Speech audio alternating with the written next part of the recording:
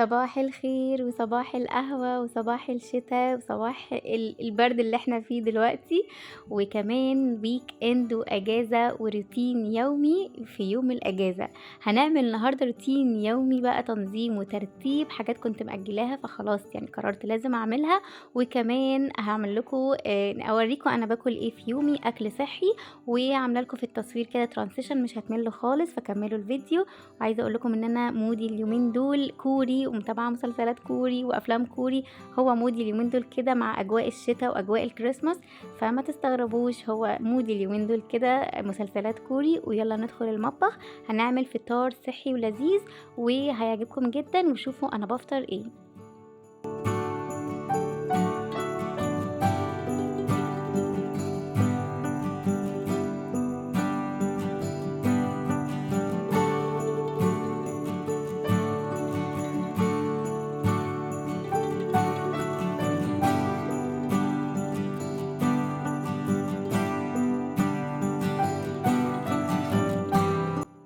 وده كان فطار النهارده. باحط طبعًا خضار كتير، أي خضار عندي، بس على الأقل أحط نوعين خضار، وطبعًا البروتين البيض والجبنة، وأي بقى عيش أو توست أو أي حاجة موجودة فيها كربوهيدرات، فلازم تبقى حاجة قليلة وبس كده. يا جماعة يلا نعمل بقى شغل متأجل، كل يوم اقول هعمله ما بعملوش، فخلاص بقى النهارده اخر يوم ولازم اعمله دلوقتي. وزي ما انتم شايفين درج التربون والطرح كده متبهدل، وده مش درج واحد، انا عندي كذا واحد بس ده اكتر واحد يعني بستخدمه، فجبت المنظم ده وهرتبهم في المنظم كده عشان تبقى الدنيا رايقة وجميلة.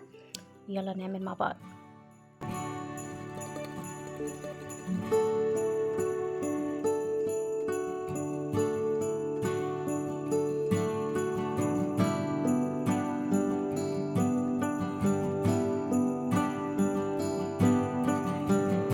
finally خلصت الحمد لله ترتيب الدرج، وكده انا مبسوطة الحمد لله. هندخل في الجزء التاني. ودلوقتي بقى عايزة انظم التسريحة بتاعتي، عشان زي ما انتم شايفين كده كانت كارثة بصراحة. فخلاص بقى قررت ان انا لازم اروق الدنيا حواليا كده، ادخل السنة الجديدة كده وانا حاجاتي كلها مترتبة ان شاء الله، امل في هذا يعني. فيلا نرتبها مع بعض.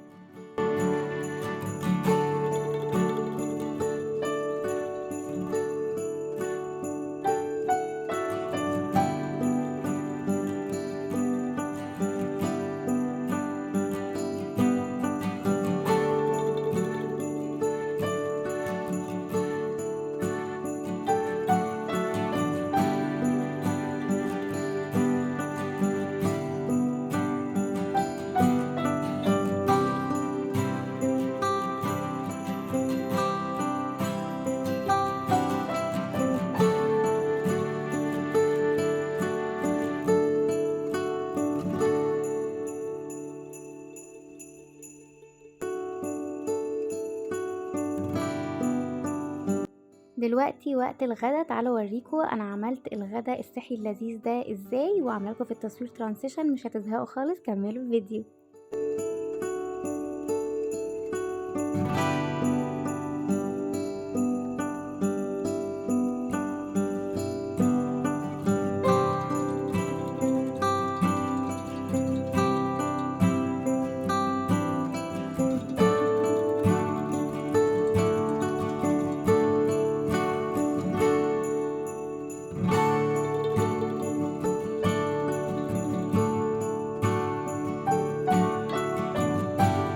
وده كان غدايا النهارده، رز وخضار سوتيه وصدور دجاج مشويه، وعملت جنبه صوص ديمي جلاس بحبه جدا.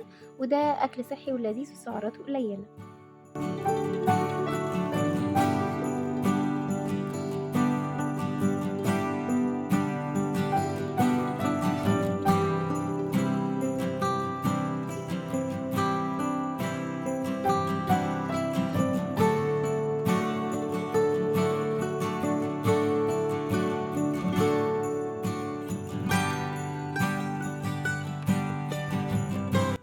وده وقت العشاء، وعايزة اقول لكم ان انا غالبا مش بتعشى، ولو جعانة بعمل كده مشروب سخن كده لذيذ، وممكن اكل بطاطا نية او جزرة او خيار حسب يعني انا نفسي في ايه، بس بيبقى حاجة خفيفة خالص، ويبقى انا كده برضو ما دخلتش سعرات حرارية كتير جسمي.